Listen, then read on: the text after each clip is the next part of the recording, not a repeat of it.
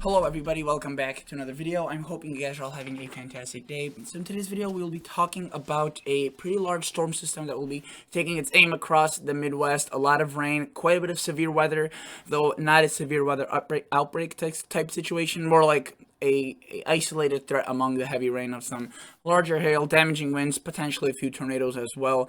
I will be going over the heat across the west, but I do have to hurry in today's video.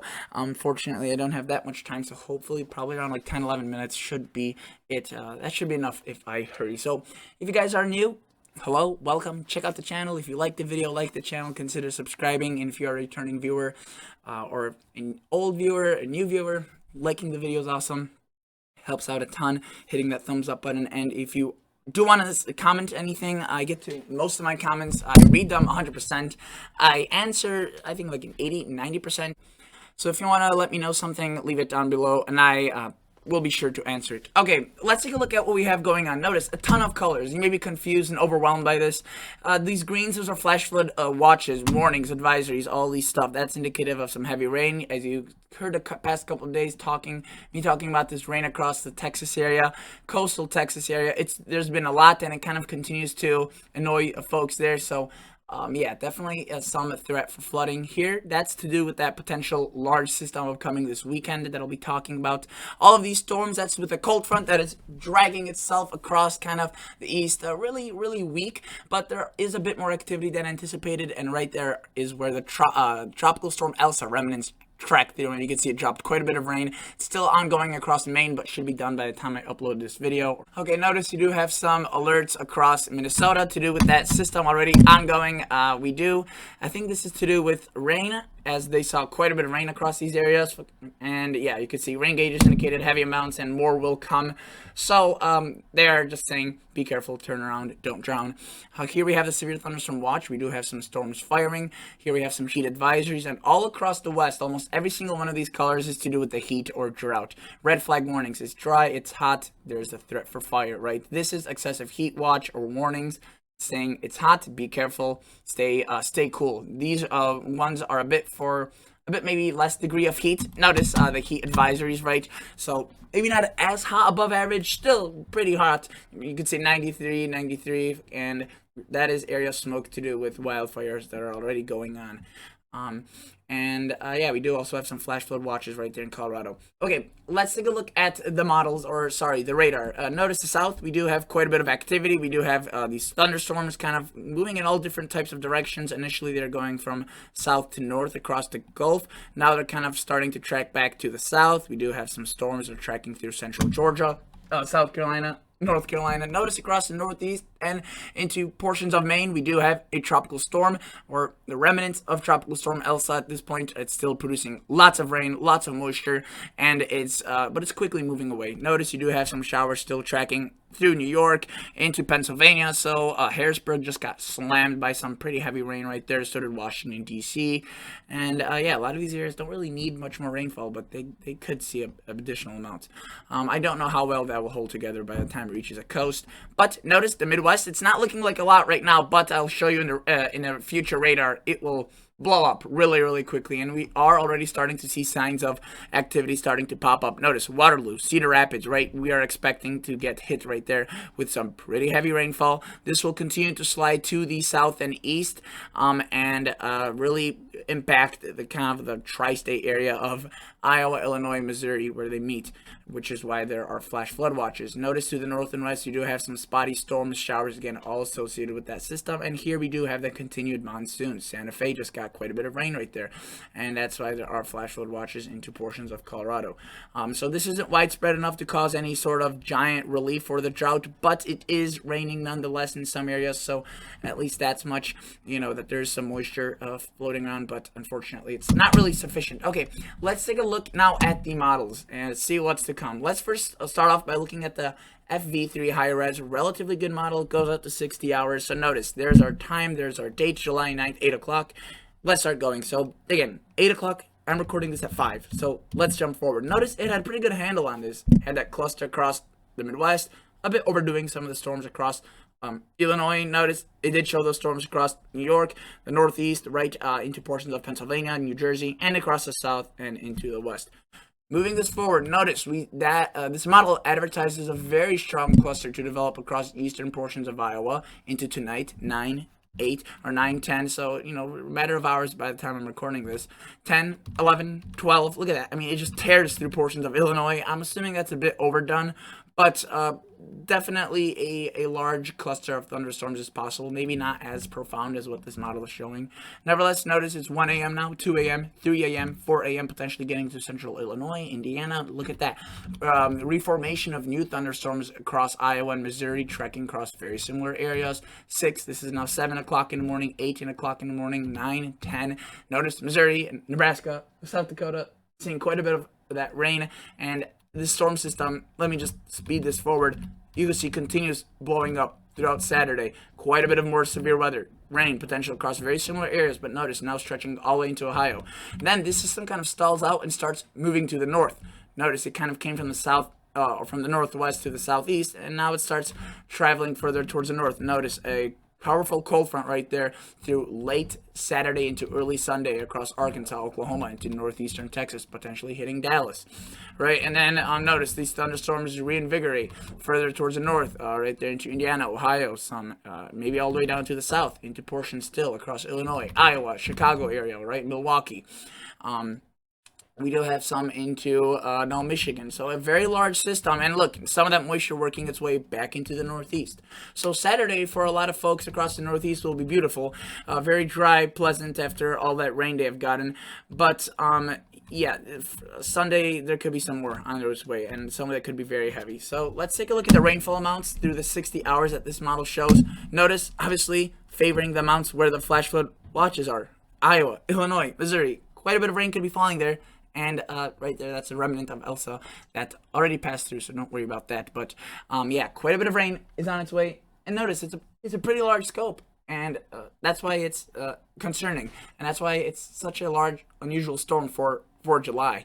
Now, let's take a glance at the NAM 12 km. Another high res that's equally, I would say, as good, though it has its changes. Notice what it does. It differs with that other model I just showed you. It tracks the precipitation further towards the north. It brings a lot of rain into southern Wisconsin, more into Illinois, more into northern Iowa, but still, some amounts seeing very, very, very heavy amounts of rain. Let's take this model and track it forward through the same hours I just showed you with the other model. Notice this is 7 today, 8, 9, 10. Notice it shows that cluster of storms a bit further towards the south than FV3, which makes me think that the FV3 is a bit more accurate, as if you were to look at the current radar, this model is a bit less accurate, but nonetheless, notice they explode throughout much of the night today. They really pick up a lot of intensity, and notice that this isn't driven by daytime heating, so these storms are powerful. They have a lot of atmospheric kind of conditions to work with, and when daytime heating does help out, notice they do form into large clusters of rain, widespread rain, light rain in some areas, and downpours, torrential rain in others. Notice it starts pivoting into Iowa, Illinois by 4, 7. This is now 9, 10, 11, and it continues. And if you were to put this forward into early Sunday, very similar areas getting impacted by rain over and over. Notice it sends a giant cluster of rain late Sunday into early Monday across the Northeast. Again, could cause some flooding, especially with all the rain they saw. And even some continuing into early Tuesday morning. Total accumulated precipitation I showed you, but I just want to show you again. Notice there are some differences, and look how much it shows across the Northeast. Up to 3 to 4 inches more across areas that have just seen 3 to 4 inches in the past several days. So not really good thing, but it's unfortunately a possibility, not likely. A lot of models don't agree with this, but it's a possibility. Notice this is the WRF model.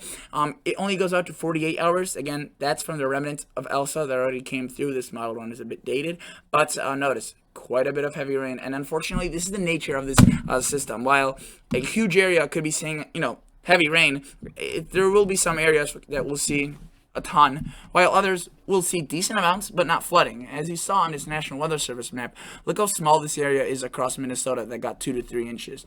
Areas, even like Red Wing, just a bit to the north, probably got minimal rain, and you could see the 40% chance, not that much, but these areas got already a ton, and their chances for rain are much higher, as they're much closer to the system.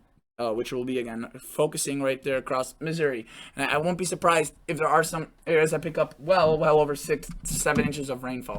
Now let's take a glance at some other models while we're at it. Let's take a look at the NAM 3KM. A higher res version of the NAM 12KM, which I showed you. Notice it keeps the rains a bit further towards the south than what the NAM 12KM did, but very similar areas impacted. Just again a bit towards the south compared to the NAM 12KM. It's kind of its family member, which seems a bit odd that it's into such disagreement. But this is the RGEM, a higher res Canadian model, and notice it keeps the heaviest just to the south of where the NAM showed quite a bit of it. But again, it's showing rain nonetheless, and it doesn't look like it will be a bust, maybe for certain areas, but as a storm overall, definitely a powerful and menacing system, and rather unusual for the widespreadness of it in July. Notice this is into tonight. Large spread bands and waves of rain passing through. Notice it does start forming into the strong low pressure by late tomorrow, and again it does push into Illinois, Indiana, Michigan, and you can see it spins for several days across the same area. So yeah, definitely quite a bit of rainfall is expected, and we'll just have to wait and see how this unfolds. Again, each model kind of has its own interpretation. This is another model, our HRDPS, goes out to 48 hours. Again, has its own interpretation, total accumulated precip. It does cut it off further towards the south. It kind of focuses only on the north, but where we could see it shows quite a bit. I mean, some areas seeing double-digit amounts, which I wouldn't say is impossible, which some people may think I'm crazy, but yeah, some areas could see that much rain. While, you know, it will be very isolated, I do think there will be a few areas that do. I do want to quickly also show you the GFS model. So this is a global forecasting system. Let's take a look at its newer model run, the one that came out just literally, it's still coming in. So very, very fresh information. Notice it's showing a lot of these clusters, a lot of these storms. Wow, I mean, that's a lot of rain right there occurring over the same areas over and over again. And it does keep it, you know, a bit further towards the south than some of the high-res models, but look, it keeps it in the same area for a very long time, and the moisture is abundant, and then we see other systems kind of start to take its place even once this system moves away, and more rain across very similar locations. And I want to show you how much it differed from just its prior model run. First, let's take a look at this precipitation. Notice quite a bit across, you know, Iowa, Missouri, into Illinois, again Kentucky. It could be well south of this area, but you could still pick up some at random locations if just one thunderstorm pops up. You could pick up 4 to 5 inches well outside of the heavy risk area zone or heavy rain zone.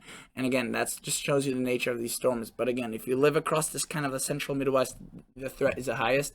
I do want to show you, go back to hour 132, just from this system alone. Actually, like hour 126. Look at its differences just from one model run, right? So this is what it shows right now. This is what it showed 6 hours ago. You could see much more into Minnesota, into Wisconsin, Illinois.